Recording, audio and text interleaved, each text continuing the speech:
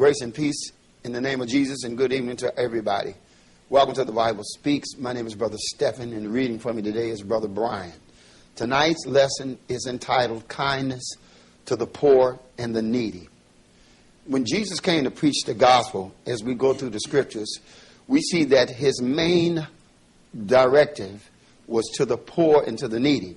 And if we are to be workers in his vineyard and laborers in the army of the God, then we too must follow that pattern.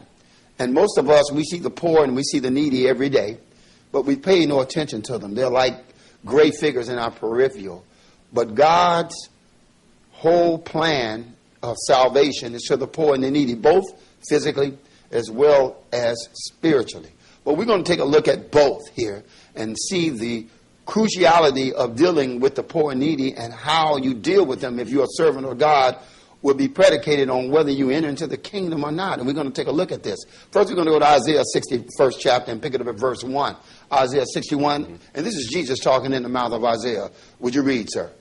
The Spirit of the Lord God is upon me, because the Lord hath anointed me to preach good tidings unto the meek.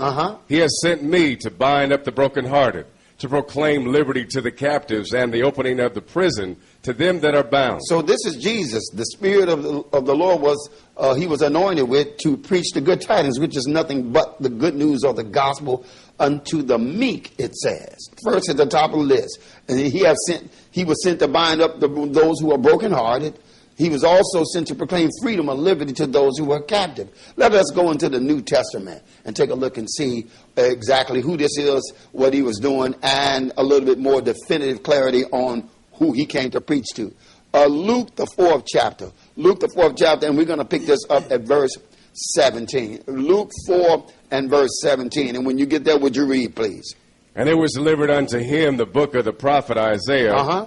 And when he had opened the book, he found the place where it was written, The Spirit of the Lord is upon me, because he hath anointed me to preach the gospel to the poor. Now, he said he was anointed to preach the gospel to the poor here in Luke, but in Isaiah 61st, it was the meek, right? They are equated as the same here, God. The gospel, he was sent, number one, to preach the gospel to the poor. Finish it, please. He has sent me to heal the brokenhearted, to preach deliverance to the captive, and recovering of sight to the blind. Go ahead, sir. To set at liberty them that are bruised. To preach the acceptable year of the Lord. To preach the acceptable year of the Lord. But we see here that he was sent to do a lot of things, but the first thing that was at the top of the list was to preach the good news of the gospel to the poor. And if we are to be followers of Christ, then, or Christians, then this should be our agenda also. Let us go to Matthew 26 and take a look at something. Because we see that all the disciples who followed Jesus kind of had the same mindset. Matthew 26, and pick it up at verse 6. 26 and verse 6. When you get there, read, sir. Now when Jesus was in Bethany in the house of Simon the leper, there came unto him a woman having an alabaster box, a very precious ointment, and poured it on his head as he sat at meat. Go ahead, sir. But when his disciples saw it, they had indignation, saying, To what purpose is this waste? Now, why did they have this mindset that this lady's ointment that she was putting on Jesus was a waste? Go ahead. For this ointment might have been sold for much and given to the poor. So we see right away here that the early disciples, they had the right mindset in which, to deal with the gospel of Jesus Christ. It was to give to the poor. So the ointment must have been very expensive. So they said, they had indignation in saying, to what purpose is this waste? For this ointment might have been sold for much and what? Given to the poor. So we see the early mindset of the disciples was right on point. Finish it, please. When Jesus understood it, he said unto them, Why trouble ye the woman? For she hath wrought a good work upon me. Because basically what she was preparing him for was his burial, if you understand the scriptures. Keep reading, sir. For ye have the poor always with you, but me ye have not always. But one thing he said, for ye have the poor, how long you going to have them with you? Always with you. And we're going to show you even when the Lord returns and he's back and the kingdom is set up on the earth and everything is doing well, you're still going to have poor people on this earth. That's what always. As long as you have mankind, you're going to have poor on this earth, even when Jesus returns. But let us go and look this in Deuteronomy and show where Jesus was quoting, because Jesus was not freelancing when he quoted this scripture. He quoted the scriptures that was written. Deuteronomy 15, and we're going to pick this up at verse 1. Deuteronomy 15 and pick it up at verse 1. Would you read, sir?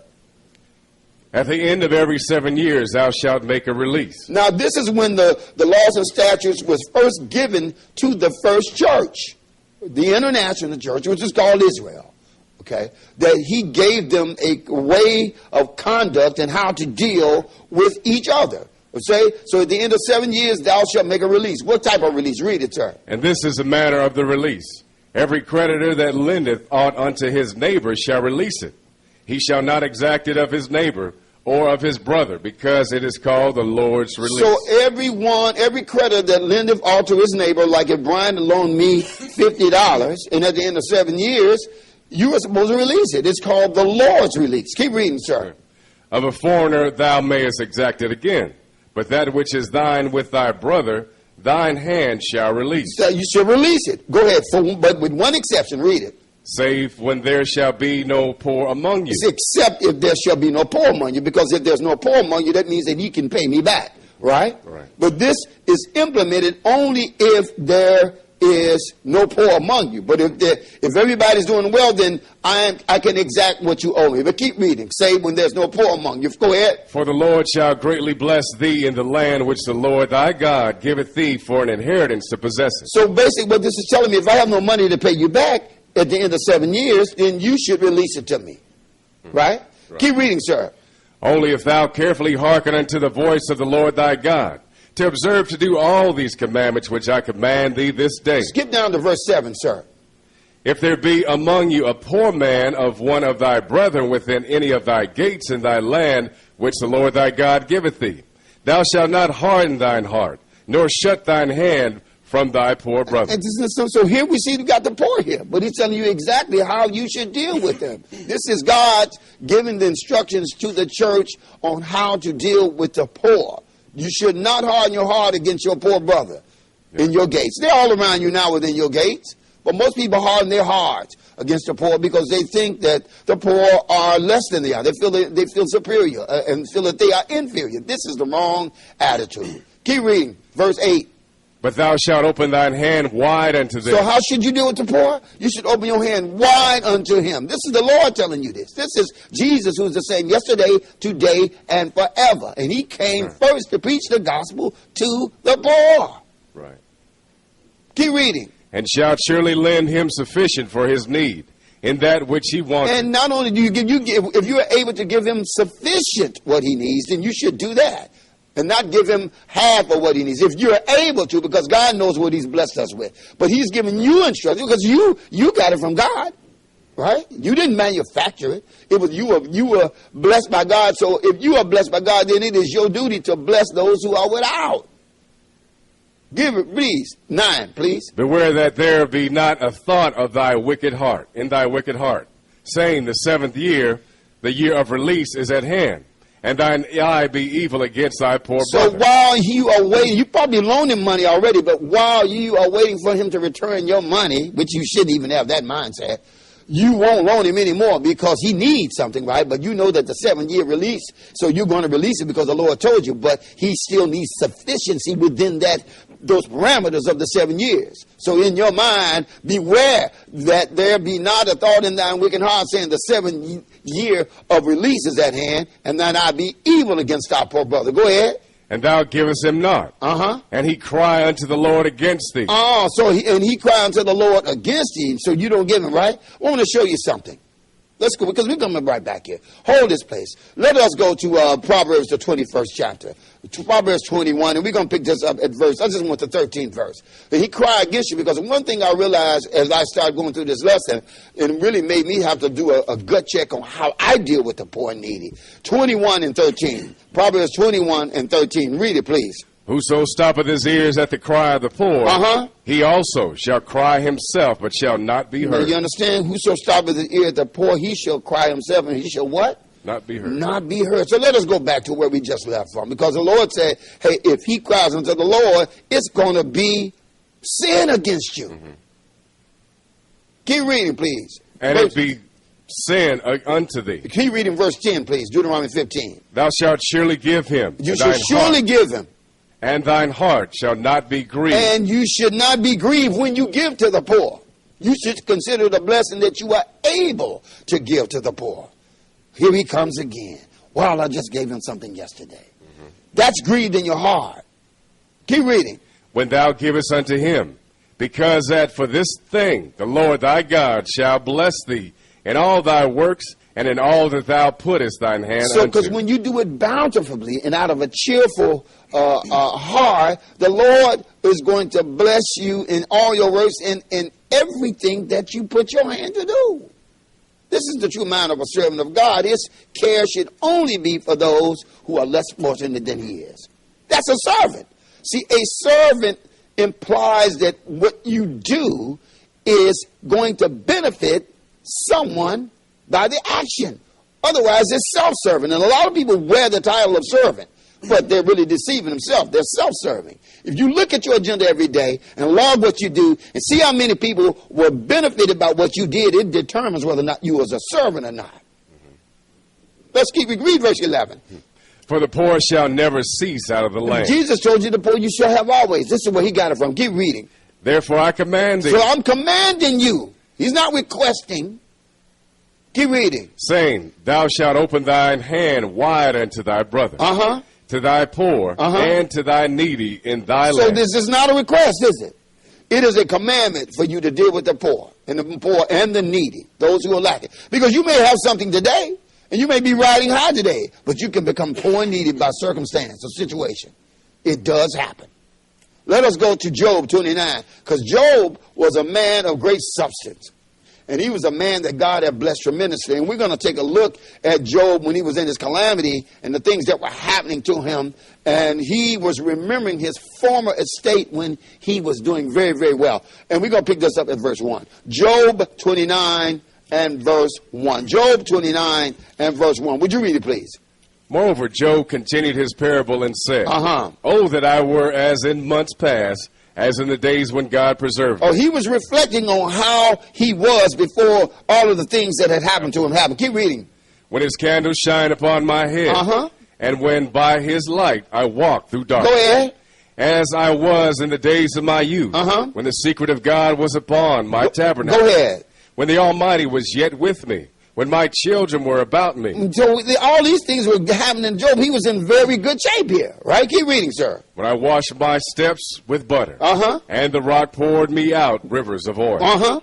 When I went out to the gate through the city, when I prepared my seat in the street. Go ahead. The young men saw me and hid themselves, and the age arose and stood up. He was getting earthly honor from the people who were around him. When young men saw him, much not like today when young men, now they cursing around elders, but when the young men saw Job, hey, they humbled themselves. What else?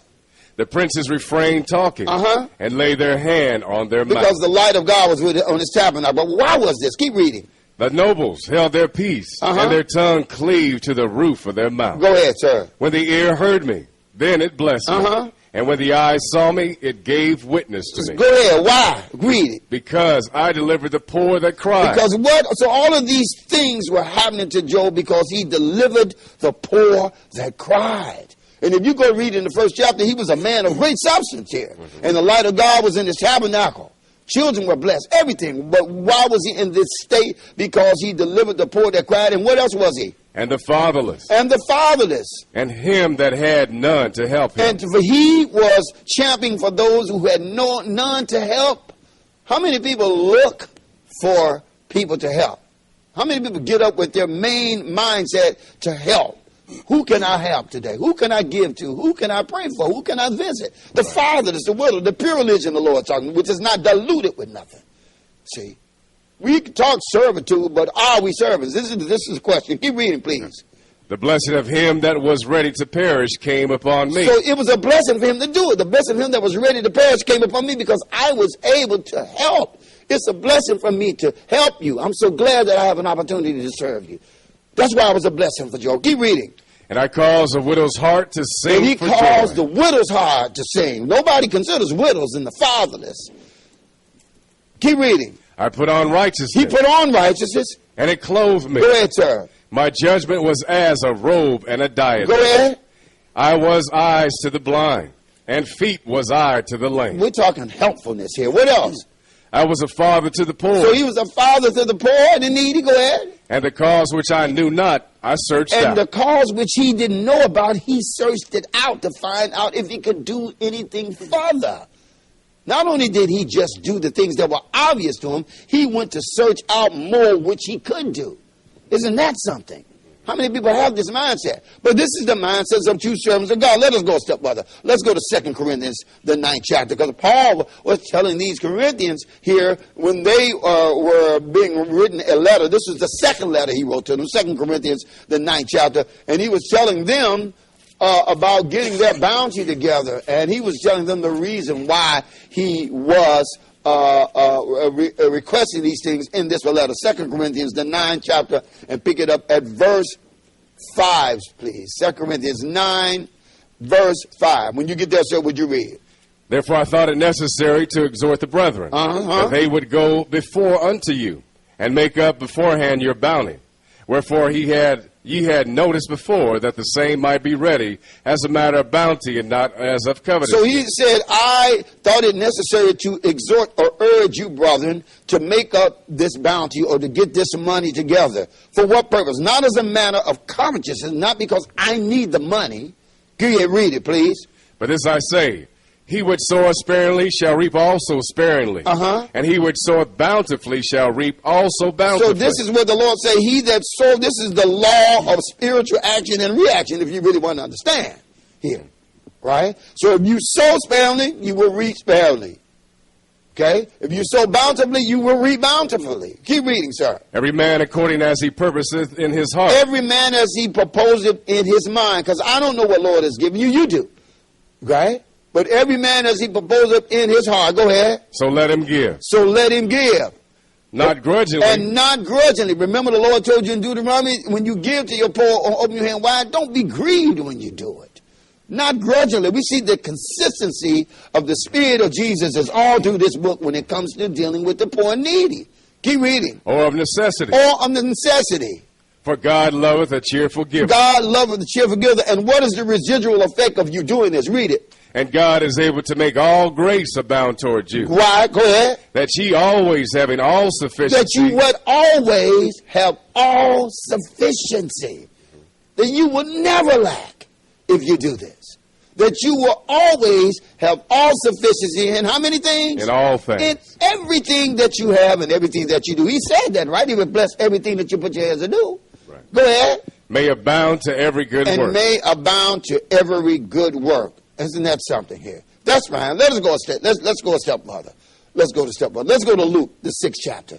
Luke, the 6th chapter. Because we're going to show you when you give to the poor, you're giving to God. Luke's the 6th chapter. I just want the 38th verse. Luke 6 and verse 38. Luke 6, verse 38. And would you get there? Would you read it, sir? Give, and it shall be given unto you. So he's telling you to give, and what will happen? What's the residual effect? Good measure. Good measure. Pressed down. Pressed down. And shaken together. And shaken together. And running over. And so this is, if you give, the Lord has this residual effect to automatically kick in. This is the law of spiritual residuals from you doing what God says. Good measure, pressed down, running over. Go ahead. Shall men give into your bosom. So who's going to give it to you? The Lord's going to have other men to bless you. Because the king's hearts and the people's hearts are ruled by God anyway, folks. So he will have men giving to you in your bosom. Go ahead, finish it, sir. For with the same measure that ye meet withal, it shall be measured to you again. He just told you, he that soweth sparingly shall reap sparingly, he that soweth bountifully shall reap bountifully. Say whatever measure that you measure out, it shall be measured to you again. Jeremiah, the 22nd chapter. Let us take a look at something here. Jeremiah 22. And we're going to pick this up at verse 13. Jeremiah 22. And we're going to pick it up at verse 13. When you get there, sir, would you read? Woe unto him that buildeth his house by unrighteousness. Now, so you can build your house, but he said, woe unto you if you build it by unrighteousness. Because you have men here that just simply oppress the poor all over the world. It doesn't make a difference where you go in the world. The poor are being oppressed by wicked men. But he said, woe unto them that build his house by unrighteousness. Go ahead. And his chambers by wrong. What's going to show you what the wrong is that he's talking about? Because the Lord has nothing wrong with you building a house, but how you build it and how you get it is what he has a problem with. What does he do? That useth his neighbor's service without wages. And giveth him not for his work. That is robbery. That is oppression. That is unjust gain. That useth his neighbor's services without paying him and giveth him not for his work. That's what men do in this world. Keep reading, sir. That saith, I will build me a wide house and large chambers, and cutteth him out windows, and it is sealed with cedar, and painted with vermilion. So he's got the best woods and the best stones to make up his house, the best marble from all over the Europe, right? Right? Right. But he's gotten this house by oppression of the poor and needy. Go ahead. Thou shalt reign because thou closest asking, thyself. He says, shalt thou reign? He's asking this question, shalt thou reign because thou closest thyself in cedar? Just because you got on a silk suit? Just because you're driving a Bentley? Just because you have the finest marble in your driveway? Shall you reign? Keep reading. Did not thy father eat and drink and do judgment and justice? And then it was well with him? He said whoever this guy was, his father was different. So he's trying to make him remember. Man, remember your father? Did not he eat and drink and judgment and justice with him? And then was it well with him? But why was it well? Read. He judged the cause of the poor. Because he judged the cause of the poor. And needy. And the needy. Read it. Then it was well with him. Then it was well with him. This is the same thing today, people. Then was it well with him. Go ahead, sir.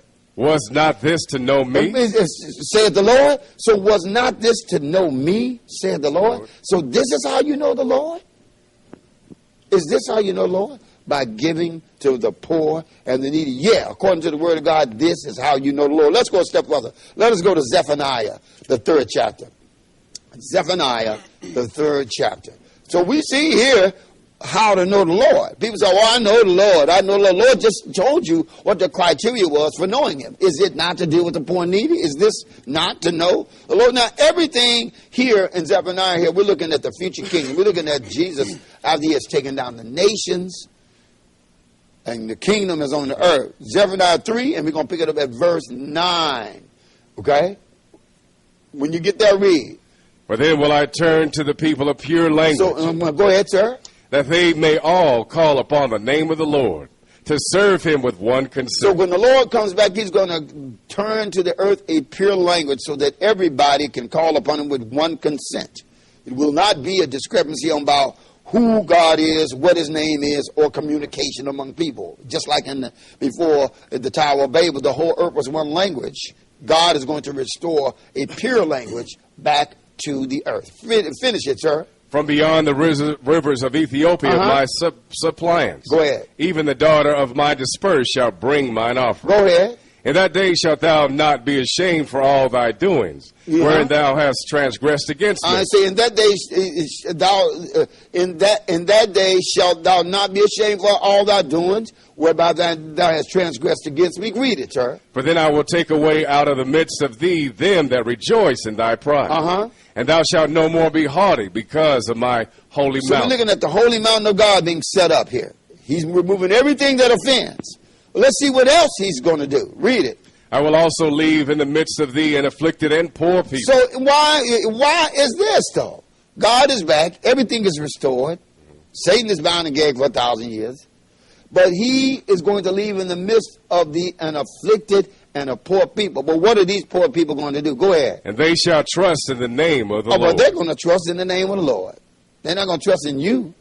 But they're there, Stephen, to try that generation. Because that generation, even who is alive, still has to deal with the poor and needy. Because when you deal with the poor and needy, it is truly to know God in every generation, people. Let us go to Matthew 25. Now, here we're going to see Matthew. Now, we got all nations here gathered together. This is the judgment. You can't get any more finality than this. This is when everything is done, and we're going to take a look at this. Matthew 25, and pick it up at 31. Matthew 25 and 31, because this is an astounding thing. People say, well, man, how do you get to the kingdom of God? What is the criteria for getting this kingdom of God? Yes, you can have an understanding of the great tribulation. You need to know these things. The wilderness, the place to save, the good things to know. Abomination and making devils, and great things to know. All those things are good. But that's not what's going to get you in the kingdom of God. This is what I read here that is going to get you into the kingdom of God. And this is the single most important thing that I saw that are going to get you into the kingdom of God. Read it, please. 31, 25 and 31. Go ahead. When the Son of Man shall come in his glory, and all the holy angels with him, then shall he sit upon the throne of his glory. So we see Jesus sitting here on the throne with all the holy angels. Go ahead, sir. And before him shall be gathered all nations. Wait a minute, how many nationalities are here? All. Every nationality that exists is gathered before him. Go ahead. And he shall separate them one from another, as a shepherd divideth his sheep from the goats. Go ahead, sir. And he shall set the sheep on his right hand, but the goats on the left. So we see sheep, nationalities are some are sheep and some are goats. Let's see here what was the criteria that got them, sheep or goats. Read. Then shall the king say unto them on his right hand, Come ye blessed of my Father, inherit the kingdom prepared for you from the foundation of the world. This is the Father's kingdom here that he's talking about. Prepared for you from the foundation of the world. This has been prepared for you. But what did they do to enter? What criteria did they have to get into this kingdom? Read it. For I was an hungered, and you gave me meat. Go ahead. I was thirsty, you gave me drink. I was a stranger, and you took me in. Go ahead, sir. Naked, and you clothed me. I was sick, and you visited me. I was in prison, and ye came unto me. Go ahead, sir. Then shall the righteous answer him, saying, Lord, when saw we thee and hungered and fed thee, or thirsty and gave thee drink? Then saw we thee, when saw we thee a stranger and took thee in, or naked and clothed thee? Now you have to understand here. These people here were astounded here. They were in the kingdom, but they felt unworthy. They felt some unworthiness even getting to this kingdom here. They didn't even know what they did to get in. They were asking, Lord, what did we do to get this great kingdom prepared from the foundation? What did we do? Because it was part of their nature to do what it is that they did to get there. Let's see what they did. What did Jesus say they did? Read it. Or when saw we thee sick, or in prison, and came unto thee? Go ahead, sir. And the king shall answer and say unto them, Verily I say unto you, insomuch as ye have done it unto me, of the least of these, my brethren, ye have done it unto me. So we see here that this hospitality and the things that they did as by nature, because they had the nature of the God, they did not realize they had unrealized service. They didn't even know what they were doing to get there. Because it was the feeding of the poor, the visiting the sick, the visiting of people who were in prison, the feeding the ones who didn't have, just searching out the cause. It became a natural thing because they didn't even know what they were, why they were bestowed such a great honor. Because it was part of the nature of God, and a real servant of God does not realize that he is doing it because it's part of his nature to do. It has to become part of your nature. He doesn't go blow a trumpet about it. And this is the thing that we have to come. Now notice, this is all nationalities gathered here. And they all get into the kingdom. And you see the criteria by which they were met in order to get there. But finish it, please. Verse 40. Now, verse 41. Then shall he say also unto them on the left hand, Depart from me, ye cursed, into everlasting fire. We're talking about the lake of fire here. But how did they get there? Go ahead. Prepared for the devil and his angels. But it was prepared for the devil and his angels. It was never prepared for mankind. But let's see what got him there anyway. Go ahead. For I was an hungered, and ye gave me no meat. So wait a minute. So there was the poor, and you saw him hungry, but you didn't feed him. Go ahead. I was thirsty, and ye gave me no drink. The poor was thirsty, but you didn't give him anything to drink. Read it. I was a stranger, and ye took me not in. Go ahead. Naked, and ye clothed me not. Go ahead. Sick and in prison, and ye visited me Everybody knows people that are in this condition. Everybody knows them. You just block them out of your mind if you don't notice them. They're there. If you just recollect, they're there. But this is very, very dangerous thing to forget people, especially if you call yourself a servant. Because you should not take this name of Jesus in vain. Because if you take it and don't do these things, you have taken it in vain.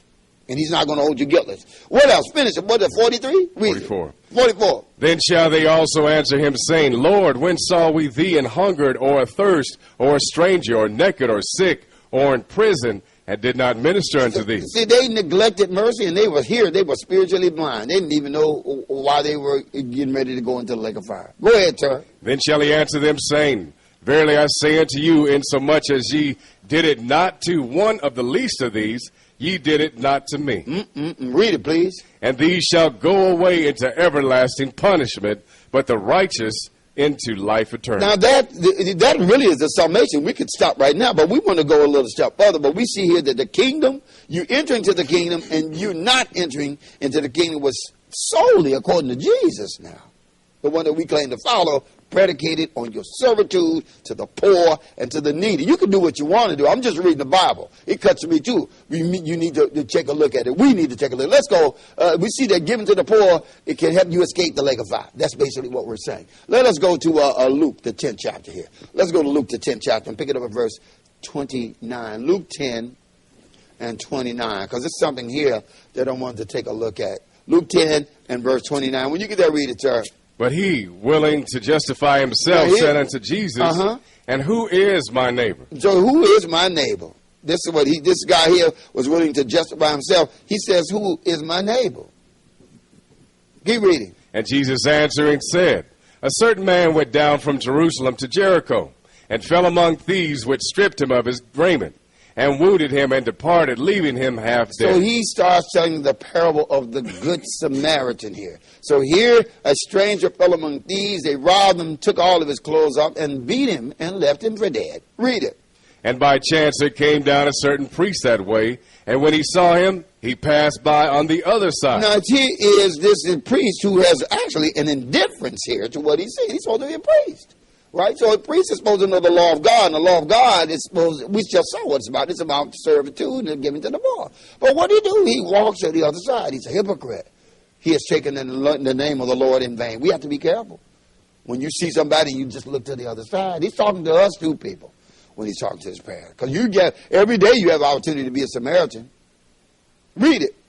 And likewise a Levite, when he was at the place, came and looked on him and passed by on the other side. So he passed by on the other side. But go ahead, please. But a certain Samaritan, as he journeyed, came where he was. And when he saw him, he had compassion on him. So this was not even an Israelite. This was a Samaritan who came by, and he saw him. But what did he do? He had compassion on him. I had mercy.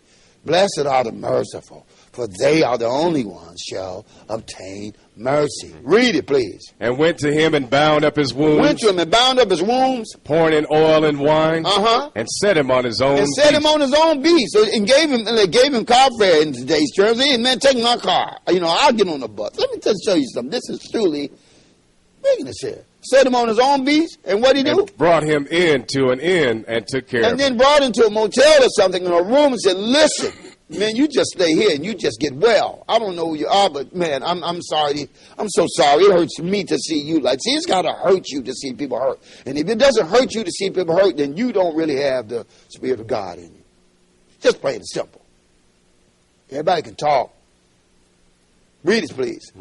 And on the morrow when he departed, he took out 2 pence and gave them to the host and said unto him, Take care of him. And whatsoever thou spendest more, when I come again, I will repay thee. Listen, he paid the man. He said, listen, take care of this guy. Listen, if we go over the limit of what I'm giving you, when I come back, I'll give you some more. What kind of mindset is it? What kind of servitude is this? A guy you don't even know. Read it, please. Which now of these 3 thinkest thou was neighbor unto him that fell among the thieves? So he said to this guy who was willing to justify himself. Read it, please. And he said, He that showed mercy on him. Then said Jesus unto him, Go and do thou likewise. And he's saying that to us. This message is to us. This is a handbook for those who call themselves Christians, who are saints or sanctified by the word of God. This is our handbook. These are our instructions to show us how we should serve God.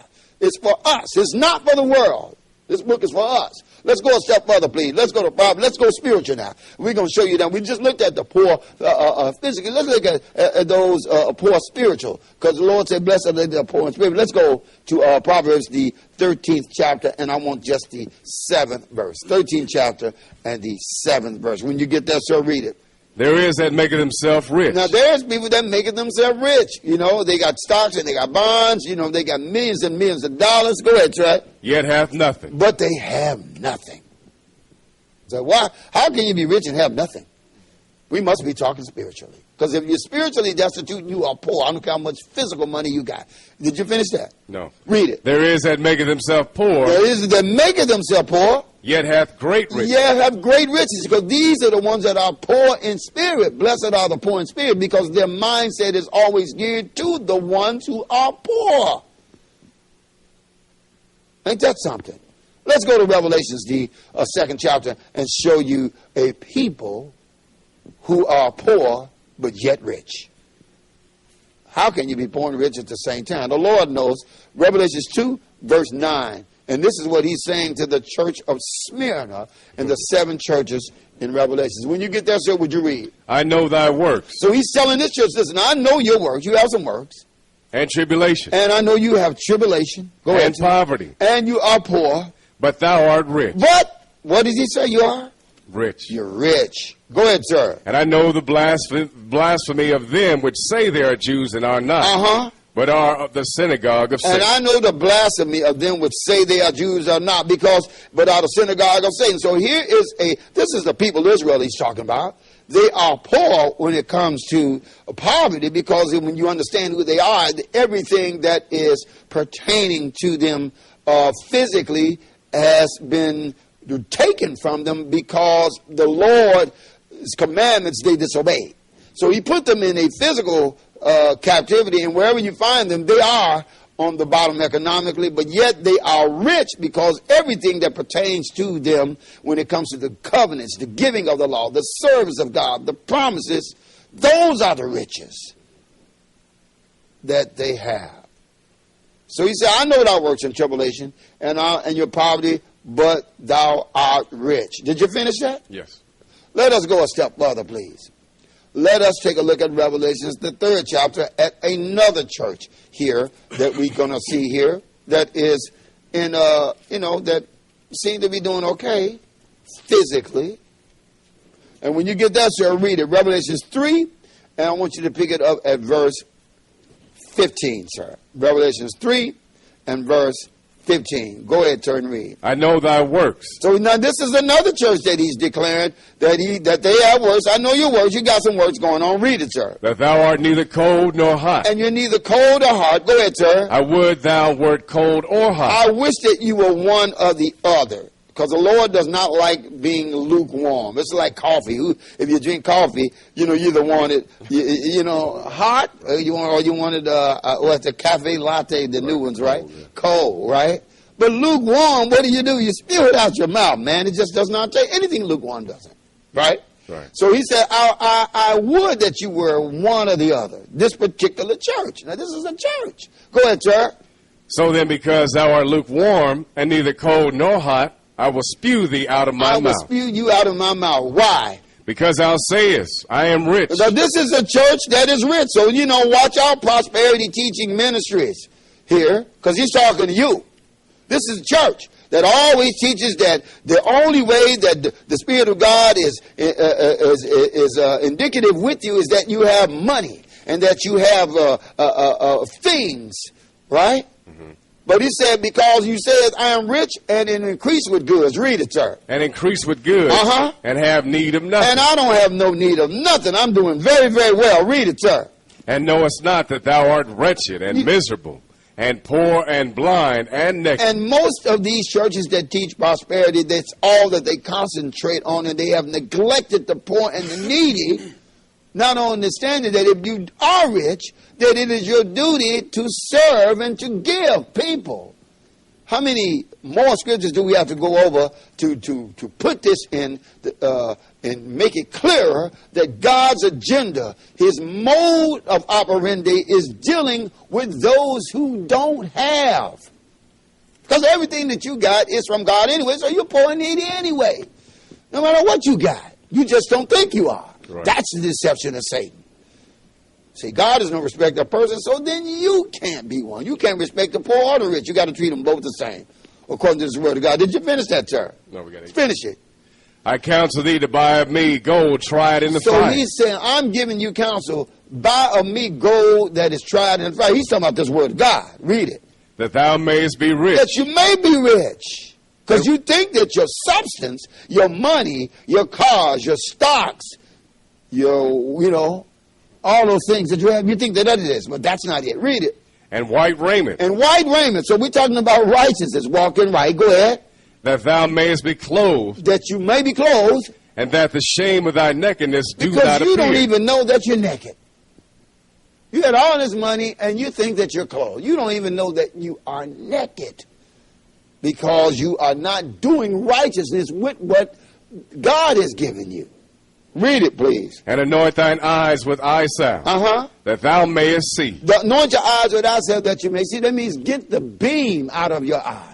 So that you can not be dim in your vision on what to do when God blesses you with what he blesses you with. So that you can see that your agenda should be toward the poor. And let us go to James 5. James 5. And take a look at something. Because this word of God is so clear.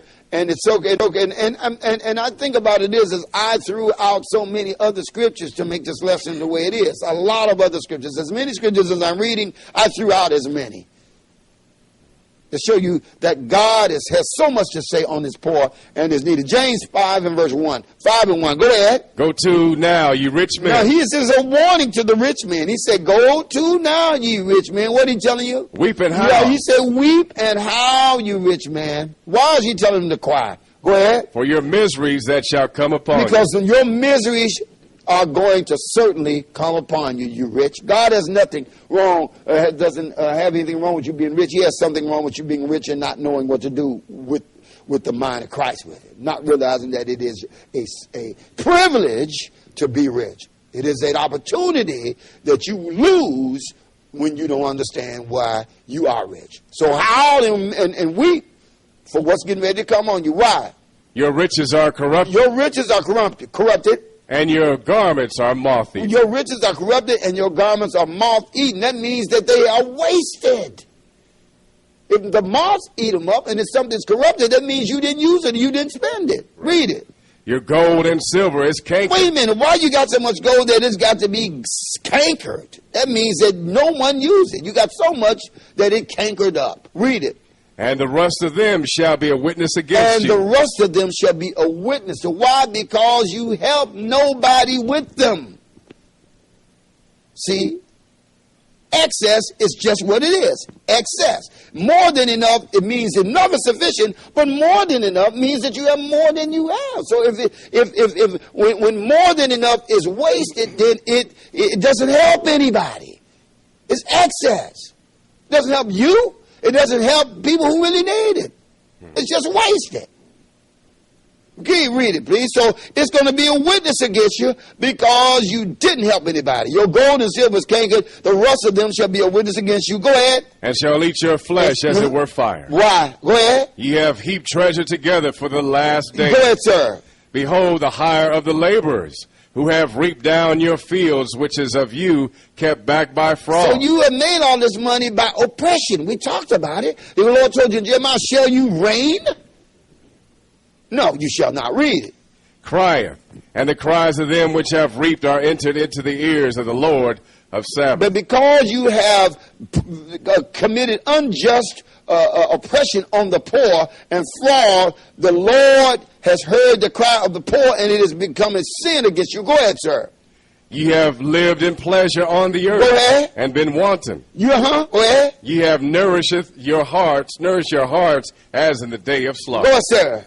Ye have condemned and killed the just. You have condemned and killed the just. Go ahead. And he doth not resist you. And he doth not even resist you. Read it, sir. Be patient, therefore, brethren. So he's telling you, be patient, therefore, brethren. Unto the coming of the Lord. Unto the coming of the Lord. Behold, the husbandman waited for the precious fruit of the earth, and hath long patience for it. That's right. Until he receive the early and latter rain. That's right. Just go to James, the 2nd chapter, and pick it up at verse 1. James 2 and verse 1. Because we need to understand here how we should deal with the poor and needy. Read it, sir. James 2 and 1. My brethren, have not the faith of our Lord Jesus Christ, the Lord of glory, with respect to persons. Here it is again. So have you going to be a servant of the Lord? Don't have this faith of our Lord Jesus Christ, the Lord of glory, with respect to persons. Read it, sir. For if there come unto you your assembly a man of a gold ring. So if there come unto you your assembly a man with a gold ring, or a man that is decked out in a $5,000 suit, read it. In goodly apparel. And there come in also a poor man in vile raiment. So indeed he coming to your assembly. Both of these guys are showing up at your assembly. Wherever you assemble at. Go ahead. And ye have respect to him that weareth the gay clothing, and say unto him, sit thou here in a good place. And say to the poor, stand thou there, or sit here under my footstool. So you are making a distinction that is not right here between the two. You are despising the poor, and you are partial in your judgment. And partiality with dealing with the word of God is forbidden, folks. So you saying to the poor, you sit there, man. Go ahead. 4. Are you not then partial in yourselves, and are become judges of evil thoughts? Yes, you are. Read it. Hearken, my brethren, my beloved brethren. Have not God chosen the poor of this world rich in faith, and heirs of the kingdom which he hath promised to them that love him? Yes, he has. Go ahead, sir. But ye have despised the poor. But you have despised the poor. Go ahead. Do not rich men oppress you, and draw you before the judgment seat? He said, do not rich men oppress you, and draw you towards the judgment seat. So now you are being oppressed.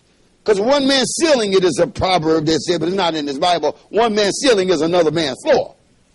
Okay? So you're oppressed, right?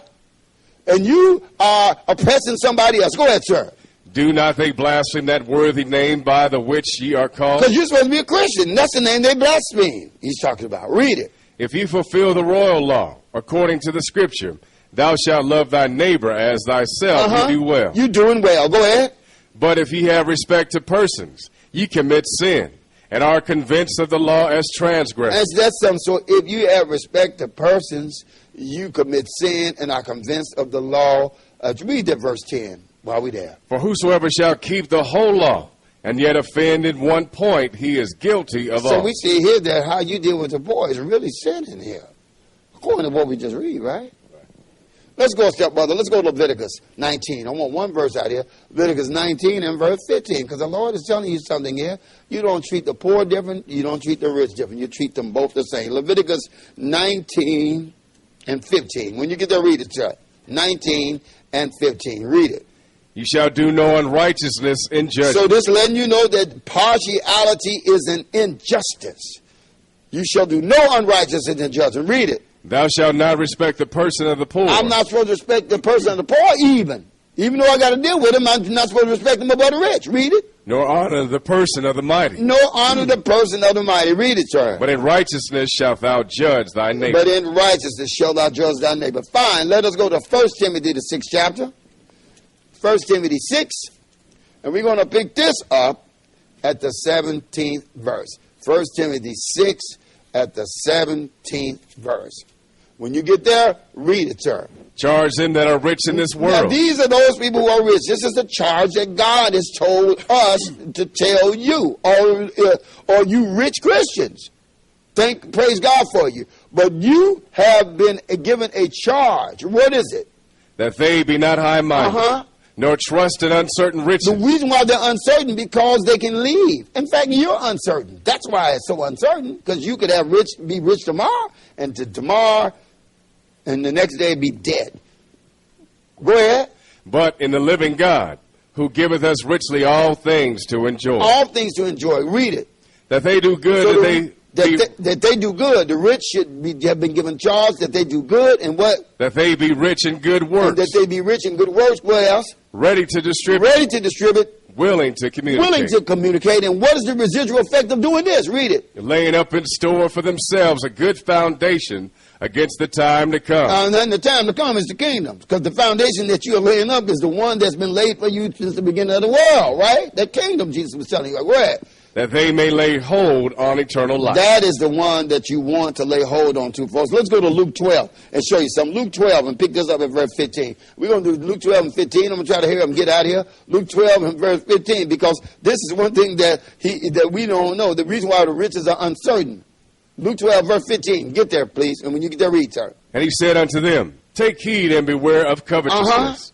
For a man's life consists not in the abundance of the things which he possesses. Now, Jesus is trying to tell you to take heed of the stuff that you want. You have to understand, why do you want a big house? Why do you want 5 cars and it's only just you? Why have you got a 14-room house and it's just you and your wife? Unless you want to bring other people into the 13 rooms. Right? Right. Unless you don't, then why do you need it? Why do you need 5 houses? And you're not living in one at a time. See? So beware of the things of covetousness. Go ahead, 16. And he spake a parable unto them, saying, go ahead. The ground of a certain rich man brought forth plentifully. And he thought within himself, saying, what shall I do, because I have no room where to bestow my fruits? I got no room. I got so much. What am I going to do? Read it. And he said, this will I do. I will pull down my barns and build greater. I'm going to pull down my barns and build greater. Read it. And there will I bestow all my fruits in my good. I'm going to bestow all my fruits in my good. Read it. And I will say to my soul, soul, thou hast much goods laid up for many years. Take thine ease, eat, drink, and be merry. Go ahead, sir. But God said unto him, thou fool, this night thy soul shall be required of thee. Then who shall those things be which thou hast provided? That's why it was important that we understand he told you to put no trust in uncertain riches, because now this guy is dead with all of this stuff. Read it. So is he that layeth up treasure for himself, and is not rich toward God. And how do you be rich toward God? By helping the poor and the needy, folks. Let us go a step further, please. Let's go 1 Corinthians, the 13th chapter, and pick it up at verse 1. 1 Corinthians, 13th chapter, and pick it up at verse 1. 13 and 1. When you get there, read, sir. Though I speak with the tongues of men and of angels, and have not charity, I am become as sounding brass or a tingling cymbal. See, I used to understand, what is charity? I thought charity was given to the poor, but it is not. It's not. Read it. And though I have the gift of prophecy, and understand all mysteries and all knowledge, and though I have all faith, so that I could remove mountains, and have not charity, I am nothing. I am nothing. We see you. Go ahead, please. And though I bestow all my goods to feed the poor, and though I give my body to be burned, and have not charity, it profiteth me nothing. I have nothing. So you can have the charity, basically, is the intent of the heart by which you do whatever it is that you're doing. So we see here that you can bestow all your goods and give to the poor, but if you still lack in charity here, because the intent of your heart is not right. We need to understand. This is some things that we need to understand. We're going to do, let's go to Isaiah 58 chapter. Let's go to Isaiah the 58th chapter, because I want to, it's something here that I took a look here that even when we're fasting and praying, it is important that we understand that if we don't do it with the right mindset, it is all in vain. Isaiah 58, and pick it up at verse 6. 58 and 6. Because the Lord talks about a fast that he has chosen and the fast that he has not chosen. Read it, please. Is not this the fast that I have chosen? So what is the fast that he's chosen? Read it. To loose the bands of wickedness. To loose the bands of wickedness. To undo the heavy burdens. To undo the heavy burdens. And to let the oppressed go free. And to let the oppressed go free. Read it. And that you break every yoke. And that you break every yoke. What else? Is it not to deal thy bread to the hungry? So wait a minute. So when you're fasting, you should be fasting so that you are able to receive the things that so that you can deal thy bread to the hungry. What else? And that thou bring the poor that are cast out of thy house. So that you bring the poor that are cast out where? Into your house. This is all servitude. Read it. When thou seest the naked, that thou cover him. That when you see the naked, that you clothe him. Read it. And that thou hide not thyself from thine own flesh. Because you are your brother's keeper. And when you neglect mercy, you are neglecting yourself. Read it, sir. Then shall thy light break forth as the morning. Now then, when you do these things, then shall your light break forth into the morning. Go ahead. And thine health shall spring forth speedily. And then shall your health spring forth speedily. Go ahead, sir. And thy righteousness shall go before thee. And thy righteousness shall go before thee. Skip down to verse 10, please. And if thou draw out thy soul to the hungry. And if you draw your soul to the hungry. and satisfy the afflicted and you soul, satisfy the afflicted soul, what's going to happen? then shall thy light rise in obscurity. Then shall your light rise in obscurity. And thy darkness be as the And noonday. then shall your darkness be as the noonday. Go ahead, sir. And the Lord shall guide thee And continually. he will guide you continually. All because you are dedicated to serving the poor and needy. Go ahead, sir. And satisfy thy soul in And drought. satisfy thy soul in drought. And make fat thy bones. And make fat your bones. And that's something. Go ahead, sir. And thou shalt be like a watered garden. You shall never have without. Read it, sir. And like a spring of water, And like a spring of waters, whose waters fail whose not. waters fail not. Let's go to Ecclesiastes, the 11th chapter, and pick it up at verse 1. Ecclesiastes 11 and verse 1, because God is serious about this. When you get there, sir, would you read it? Ecclesiastes 11 and verse 1. Okay. Mm-hmm. Cast thy bread upon the waters, Cast thy bread upon the waters. for thou shalt find it after many days. This is letting you know, be benevolent. And after many, many days, you will find it. Read it, sir. Give a portion to 7, Give a portion to 7 and also to 8. and also to 8. Why? For thou knowest not what evil shall be upon the Ain't earth. that something? Because you don't know what's coming for you. Ain't that something? So the Lord's got a residual wealth built in for you. Let's go to Luke 12. Luke 12, and we're going to pick this up at verse 33. Luke 12 and verse 33. When you get there, sir, read it, sir. Sell that ye have and give alms. Wait a minute. So he says, sell that you have, and what are you supposed to do? Give alms. Give alms. Go ahead, sir. Provide yourselves bags which wax not old, So provide yourself bags which wax not old. Go ahead. a treasure in the heavens that faileth not, A treasure in the heavens that faileth not. Isn't this something? Go ahead, sir. where no thief approaches, What? neither moth corrupts. This is digging you to have forethought with what it is that you got, giving alms and benevolence. Read it, sir. For where your treasure is, there will your heart be also. See, where your treasure is, there will your heart be also. Go ahead, sir. Let your loins be girded about, and your lights burning. And let your loins be girded about and your lights burning. In other words, have the right mindset of what God's plan of salvation is and what you must do to enter into it. Go ahead, sir. And ye yourselves like unto men that wait for their Lord, And ye yourselves like unto men that wait for your Lord, because if you are readily doing what God says, this is what the Lord is going to do for you. Go ahead, sir. when he will return from the wedding, He's going to return from the wedding, that when he cometh and knocketh, that when he cometh and knocketh, they may open unto him that immediately. they may open unto him immediately. Go ahead. Blessed are those servants, Blessed are those servants. whom the Lord, when he cometh, shall And when find he watching. comes and find you doing what he said is going to the poor and needy, what is he going to do? Verily I say unto you, Certainly he's going to. What he's going to do? that he shall gird himself, He's going to gird himself. Now this is the Lord coming back in his glory. He's going to gird himself. And what is he going to do? and make them to sit down to meat, And make you to sit down to meat. Go ahead. and will come forth and serve And will them. come forth and serve you. How much better can it get than that? May the Lord add a blessing to the reading of his word in the mighty name of Jesus. I want to thank you all. And thank you, Brian. Amen. We would like to invite you to join us on the Sabbath Day Live via the Internet. Log into our website, which is www.theisraelofgod.com. Click on the link Sabbath Day Live on our homepage. You will need Windows Media Player to view our program. We stream live twice every Sabbath at 10 a.m. and 1:30 p.m. Central Time. Also, if you're in the Chicago area, please feel free to join us at our study class located at 2515 East 75th Street here in Chicago. Thank you.